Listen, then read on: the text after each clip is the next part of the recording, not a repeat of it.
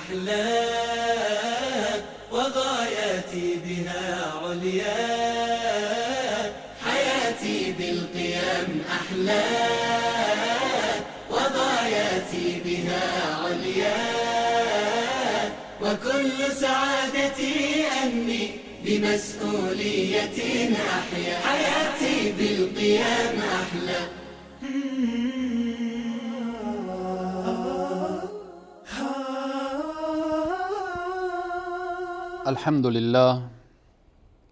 الحمد لله الذي هدانا لهذا وما كنا لنهتدي لولا أن هدانا الله، والصلاة والسلام على رسوله محمد وعلى آله وأصحابه ومن تبعهم بإحسان إلى يوم الدين.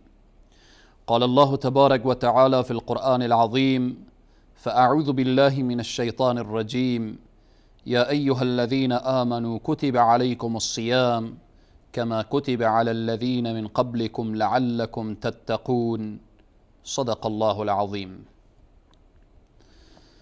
خدمت همه عزیزان و بزرگواران، السلام علیکم و رحمت الله تعالی و برکاته. همه شما عزیزان را به برنامه آداب اسلامی خوش آمدید میگویم. موضوع ما پیرامون آداب روزه هست.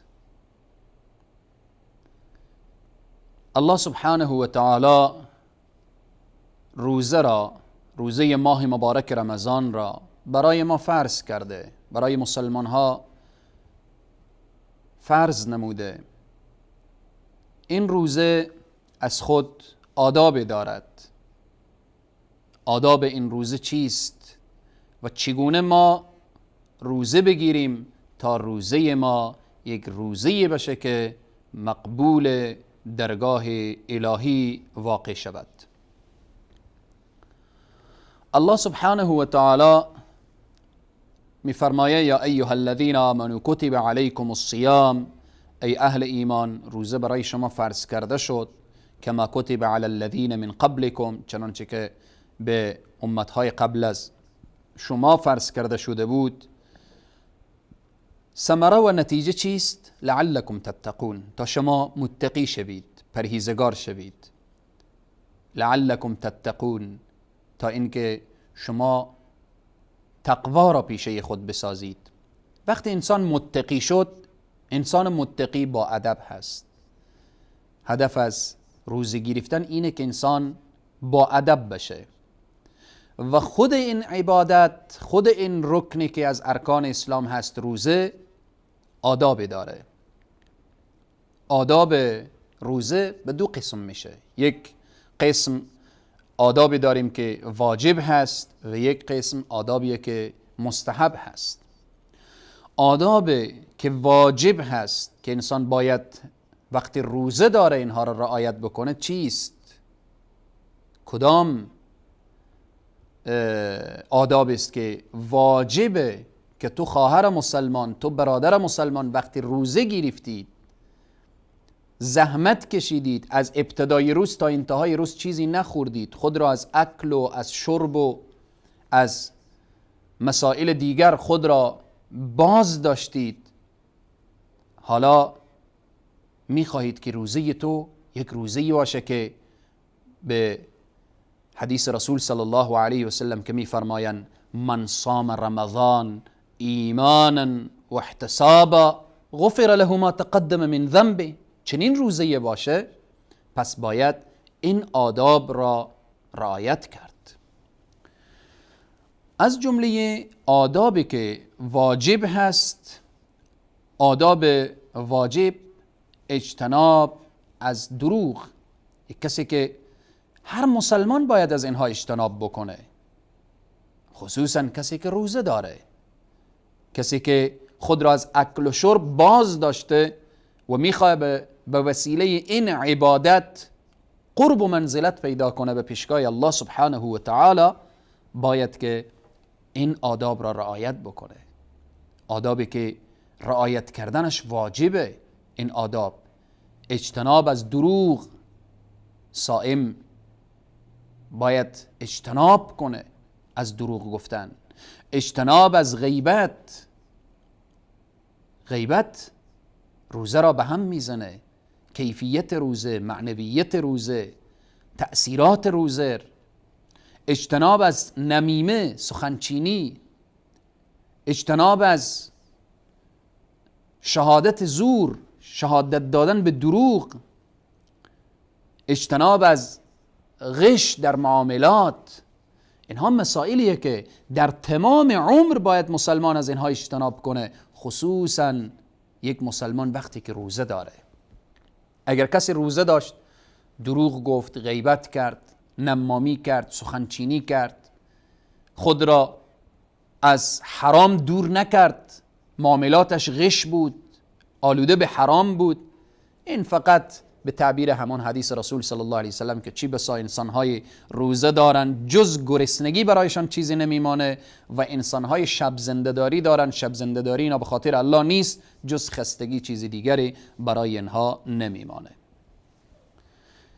این از آداب واجب که گفتیم که دو نوع آداب داریم در قسمت روزه، آداب واجب هست و آداب مستحب.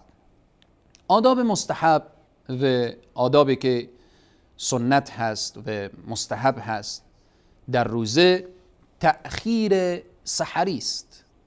رسول اکرم صلی الله علیه و سلم می فرمایند در سحری تأخیر کنید و در افطار تعجیل، عجله کنید. نه آنقدر که تأخیری که روز داخل بشه، صبح داخل بشه، طلوع صبح بشه، تأخیری که شریعت اجازه داده. و تعجیل نه چنان تعجیلی باشه که هنوز خورشید غروب نکرده انسان به افطار عجله کنه. عجله کن به چی؟ به این که شریعت برای تو اجازه داده. یعنی به اصطلاح امروزی اذانها واضح و مشخص شده، اذان صبح و اذان مغرب. وقتی صدای الله اکبر بلند میشه، وقتی گلاس آب به دست توست، وقت سحر وقتی گفته شد الله اکبر که دانستید که وقت سحری در حال تمام هست، به الله اکبر گلاس آب را بگذار. در وقت افطار به مجردی که گفته شد الله اکبر، به الله اکبر گلاس آب را بردار، چون به فرمان الله روزه گرفتیم، به فرمان الله افطار میکنیم. از جمله آداب روزه اینه که انسان وقت افطار میکنه به خرما افطار کنه، اگر خرما نبود به آب افطار کنه. این از جمله آداب روزه هست. وقتی که میخواد افطار بکنه، آداب دیگر، وقت افطار وقت اجابت دعا هست. هنوز که لحظات به اذان مانده، لحظات به غروب مانده، انسان دست به دعا بلند کنه، دعا کنه در حق خود، در حق پدر و مادر، در حق اقربا و خویشاوندان، در حق کشور خود، مملکت خود، در حق همه امت اسلامی، در حق همه دعا کنه. وقتی که صدای اذان بلند شد، از جمله آداب روزه اینه که شخصی که روزه داره و مجردی که گلاس آب برمیداره یا خرما را برمیداره، میگه ذهب الظمأ و ابتلت العروق و ثبت الاجر ان شاء الله. الله اکبر. رسول صلی الله علیه و سلم میفرمایند برای صائمین دو فرحته. یک فرحت لحظه افطار هست، چقدر خوشحاله که انسان گلاس آب به فرمان الله می نوشه، دست به غذا می بره، چی لذتی داره. یک فرحت لحظه‌ای که دیدار پروردگار عالم نصیب میشه، لحظه‌ای که وجوه یومئذ ناظرة الی ربها ناظره میشه. الله تعالی همه ما را از دیدار خود محروم نگردانه. از جمله آداب روزه اینه که در ماه مبارک رمضان تلاوت قرآن زیاد داشته باشه، دعا زیاد داشته باشه، چون رمضان ماه نزول قرآن هست. رمضان ماه اجابت دعاست. در ماه مبارک رمضان اجر و ثواب مضاعف میشه، چندین برابر میشه. وقت تلاوت قرآن، وقت دعا، وقت صدقه، وقت نماز، وقت جود و بخشندگی. رسول صلی الله علیه و سلم همیشه سخاوتمند بودن. در ماه مبارک رمضان جود و سخاوتمندیشان بیشتر میشد. کمک به فقرا و مستضعفین به اینها در ماه مبارک رمضان و در وقتی که انسان روزه داره. همچنین از جمله آداب روزه اینه که انسان کوشش کنه برای دیگر افطاری بده. حالا بعضی انسان ها فکر میکنن که حتما باید غذای درست بشه، از 100 نفر 50 نفر 10 نفر کمتر یا بیشتر. نه خیر، برای برادر مسلمان خود افطاری بده، ولو که به یک دانه خرما باشه، ولو که به جرعه آب باشه. رسول صلی الله علیه وسلم میفرمایند کسی که یک برادر مسلمان خود را افطاری داد، وقتی او با همان دانه خرمایی که تو میدی، با همان غذایی که تو میدی، با همان جرعه آب و شیری که تو میدی، وقتی او افطار کرد، الله همان قدر اجر و ثوابی که برای از او عطا میکنه در نامه اعمال تو هم مینویسه. الله اکبر. چقدر لذت داره که در مساجد ما دسترخوانها پهن بشه به خاطر صائمین. چقدر لذت داره که تجار ما در ماه مبارک رمضان همه ما تلاش کنیم که در خدمت صائمین، در خدمت روزه‌داران قرار داشته باشیم. از جمله آداب روزه اینه که انسان همانطوری که در روز روزه هست، در ماه رمضان شب را شب زنده دار باشه. رسول الله میفرمایند، همانطوری که میفرمایند من صام رمضان، میفرمایند من قام رمضان ایمانا و احتسابا غفر له ما تقدم من ذنبه. کسی که شب زنده‌داری داشته باشه به خاطر الله، از روی اعتقاد و باور، از روی اخلاص، غفر له ما تقدم من ذنبه، الله گناهانش را میبخشه. الله سبحانه و تعالی قلم عفو بر گناهانش میکشه. از جمله آداب روزه اینه که در ماه مبارک رمضان، در هر وقتی که شخص روزه داره، قهر و غضب از اطراف خود دور بسازه. نگه من روزه دارم. در رمضان عصبانی نباش. تو برادری که روزه داری متوجه باش که از جمله آداب روزه اینه که وقتی طفل در کنارتو میایه با او قهر نکن. وقتی شخصی از تو سوالی میکنه عصبانی نشو. من روزه دارم، از صبح چیزی نخوردم. در این راستا ماه مبارک رمضان باید اخلاق انسان زیباتر بشه، خلق انسان زیباتر بشه، محبت انسان نسبت به دیگران بیشتر بشه، جود و سخاوتمندی بیشتر بشه، رحم و شفقت و ترحم بیشتر بشه. پس به اینه که از جمله آداب روزه اینه که شخص وقتی روزه گرفت قهر و غضب و اعصاب خرابی و اینها را از اطراف خود دور بسازه. از جمله آداب روزه اینه که تمام ماه مبارک رمضان به عبادت باشه، خصوصا دهه اخیر. رسول اکرم صلی الله علیه و سلم در دهه اخیر حال و هوای دیگری داشتن نسبت به عبادت پروردگار عالم. اگر کسی میتونه به سنت مبارک اعتکاف، خلوت با پروردگار عالم، اگر نمیتونه که در اعتکاف بنشینه، در خانه خود عبادت رو بیشتر بکنه. دهه اخیر، شب قدر، اینها مسائلیه که پیرامون آداب ماه مبارک رمضان هست.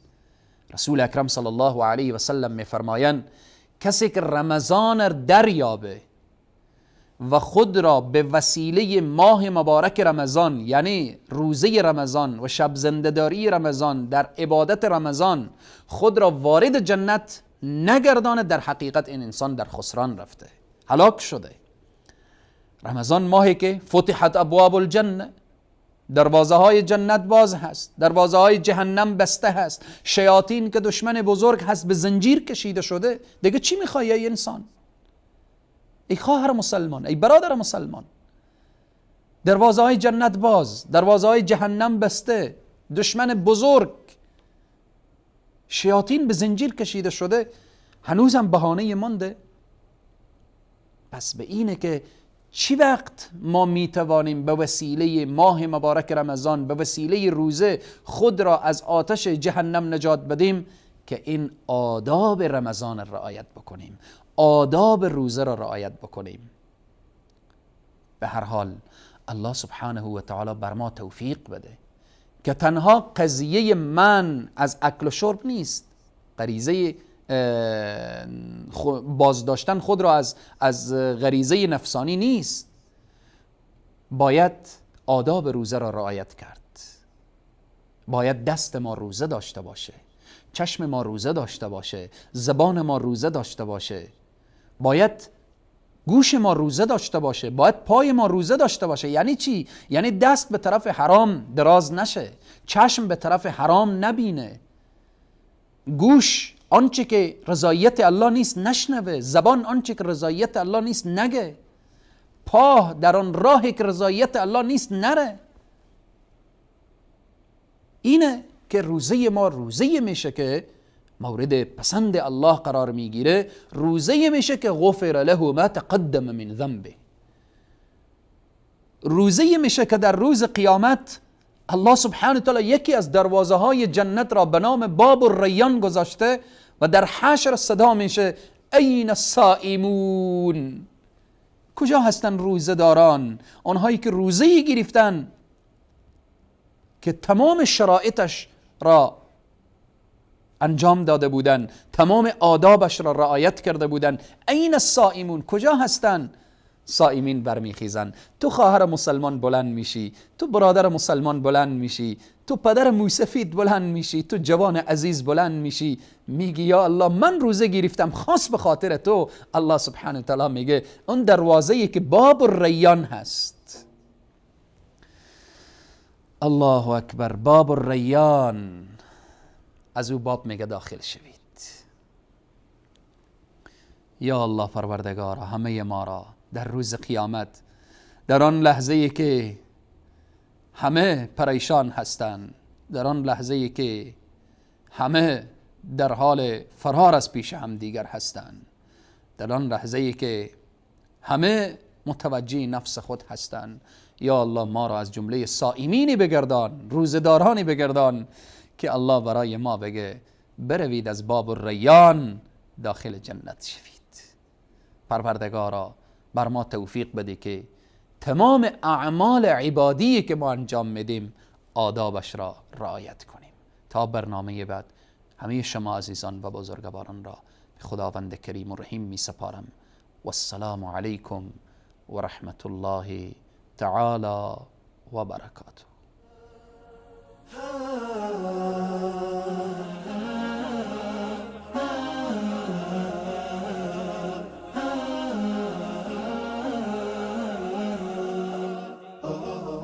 حياتي بالقيام أحلى وغاياتي بها عليا، حياتي بالقيام أحلى وغاياتي بها عليا، وكل سعادتي أني بمسؤولية أحيا، حياتي بالقيام أحلى.